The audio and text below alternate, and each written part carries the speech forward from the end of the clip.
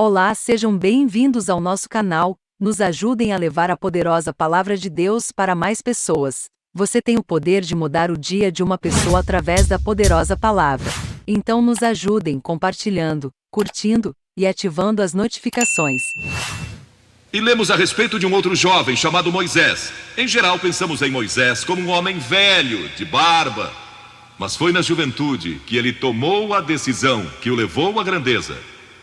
Porque a Escritura diz, pela fé Moisés, quando homem, talvez 17 ou 18 anos de idade, recusou ser chamado filho da filha do faraó. Recusou. Ele fez uma escolha, preferindo ser maltratado junto com o povo de Deus, a usufruir prazeres transitórios do pecado. Agora, observe que ele estava no Egito. Era filho da filha de Faraó, herdeiro do trono do Egito. E talvez seria o próximo faraó. Mas ele fez uma escolha, porque sabia que seu povo, o povo de Israel, era escravo dos egípcios. E ele teve que tomar uma decisão no auge da sua glória. E no auge de tudo que lhe foi oferecido. E ele disse não a Faraó. Não vou ser seu filho, prefiro sofrer e morrer com o meu povo e servir o Deus vivo e verdadeiro. E foi exatamente o que ele fez. E conhecemos Moisés hoje como um dos grandes homens da história. Ele rejeitou os prazeres transitórios do pecado. E há uma diferença entre prazeres e alegria. Quem ama os prazeres empobrecerá, diz a Bíblia. E ela cita um homem que disse: entreguei meu coração à loucura e aos seus prazeres, mas tudo isso é correr atrás do vento.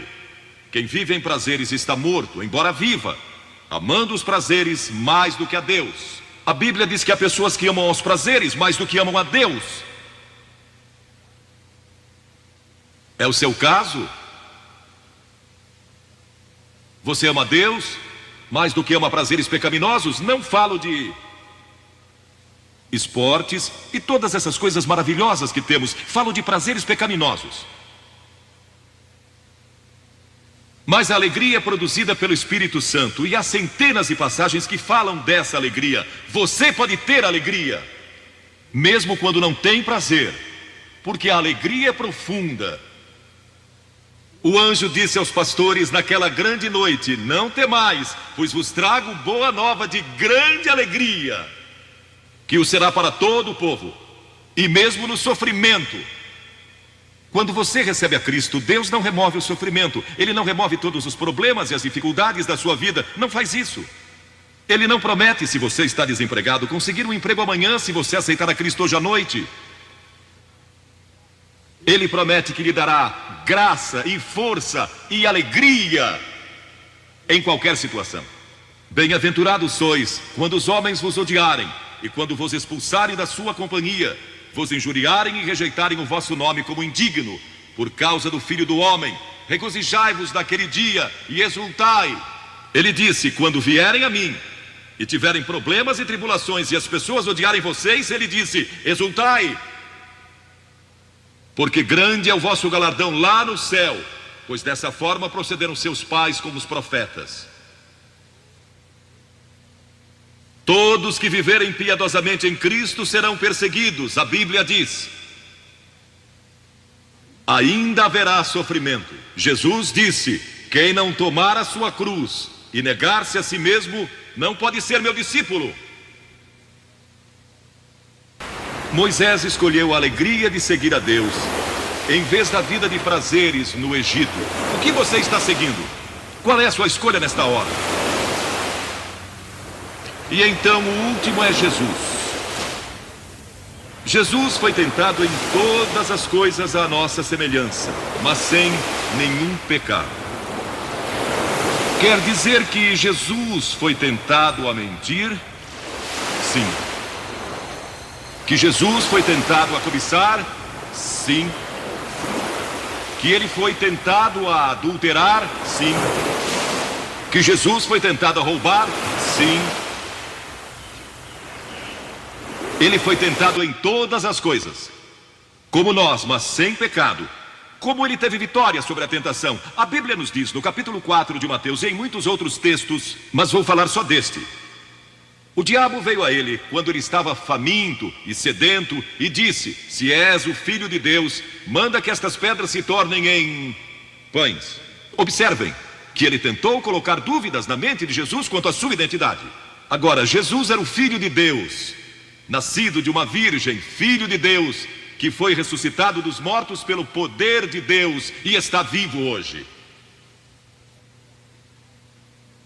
Mas o diabo pôs dúvidas em sua mente. Ele estava fraco e cansado e faminto, um ser humano. Ele não enfrentou o diabo como filho de Deus, enfrentou-o como homem.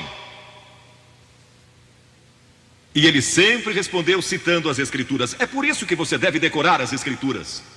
Nem só de pão viverá o homem, mas de toda a palavra que procede da boca de Deus. Jesus disse que há uma coisa que é mais importante que a comida, e sexo, e coisas materiais.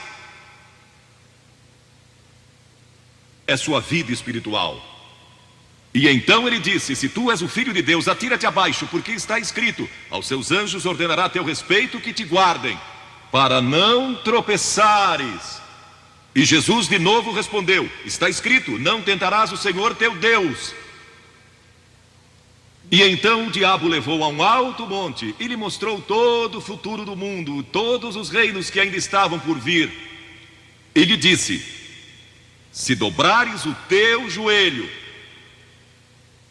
e me adorares, eu te darei todos os reinos do mundo e sua glória. Jesus não argumentou se ele podia fazer isso. O diabo pode dar-lhe qualquer coisa. Alguns de vocês estão vendendo as suas almas por nada, coisa sem valor.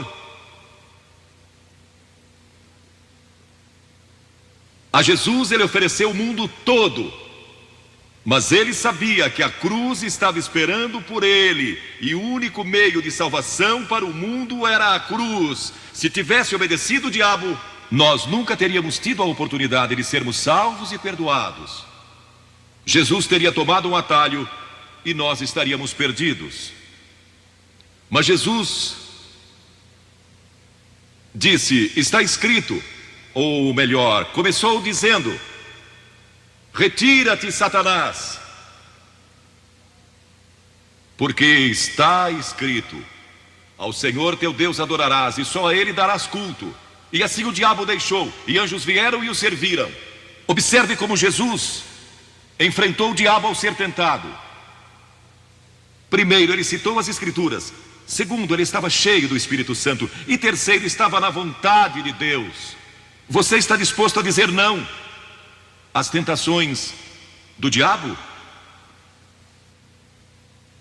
Está? Pense nisso. E está disposto a dizer sim às declarações de Cristo, de que Ele é Filho de Deus, e quer que Ele entre em seu coração e perdoe seus pecados, salvando? Ah, eu sei, muitos de vocês foram batizados e confirmados. A maioria de vocês talvez sejam membros de uma igreja, ou se identificam com uma igreja, ou talvez vão à igreja 2 ou 3 vezes ao ano. Não sei se fazem isso ou não, mas sei que muitos o fazem. Mas não podem declarar aqui hoje: eu sei que meus pecados foram perdoados, eu sei que vou para o céu. Deus está disposto a perdoar todo o seu passado hoje por causa da cruz. Deus está disposto a dizer: eu perdoo você, porque Ele ama você. E Deus se interessa por você como se você fosse a única pessoa em todo o mundo. E você pode recebê-lo nesta noite. Você diz: o que preciso fazer? Primeiro, deve estar pronto a se arrepender dos seus pecados. O primeiro sermão de Jesus foi sobre arrependimento. E a palavra arrependimento significa mudança, mudar suas ideias, mudar seu estilo de vida. Deixar que Cristo entre e o ajude a mudar. Está pronto a fazer isso? Não pode mudar por si mesmo, mas Ele o ajudará a mudar. Não que você será perfeito. Significa que vai dar à sua vida uma nova direção, e Ele estará com você para ajudá-lo. À medida que você anda dia a dia com Cristo, você vai falhar e vai errar, não vai ser perfeito, mas Cristo estará com você, se estiver pronto a se arrepender. Diga a Deus, nesta hora eu pequei, me arrependo e estou pronto a mudar. E então, a segunda coisa é que você o recebe pela fé. Cliff disse há pouco que você não pode racionalizar a salvação. Há certas coisas que podemos compreender, mas muitas delas a princípio você não pode entender. Tem que vir como uma criança, dizendo, não posso entender tudo, mas eu te recebo em meu coração hoje pela fé. Pela fé que somos salvos, pela fé e não por obras, para que ninguém se glorie. Pela graça que somos salvos. E então a terceira coisa, você está pronto a sair daqui hoje dizendo, vou segui-lo e servi-lo o melhor que me for possível. Sabem, em nossa reunião em Bristol, algumas semanas atrás, estava ali um jovem de 17 anos, e ele tinha ido à autoescola aquela tarde. E pediu que seu instrutor o deixasse em um dos portões do estádio. E entre aquela multidão, ele encontrou sua família, que tinha sido convidada para a cruzada.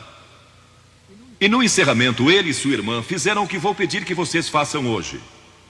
Vieram à frente e ficaram diante da plataforma, indicando que estavam entregando suas vidas a Cristo. Uma semana depois, esse rapaz de 17 anos morreu num acidente num túnel que desmoronou. Talvez vocês até tenham lido nos jornais. Ele disse sim a Cristo, nunca imaginando que em poucos dias ele estaria indo ao céu. E nós o veremos lá outra vez. Você sabe para onde iria se isso acontecesse com você?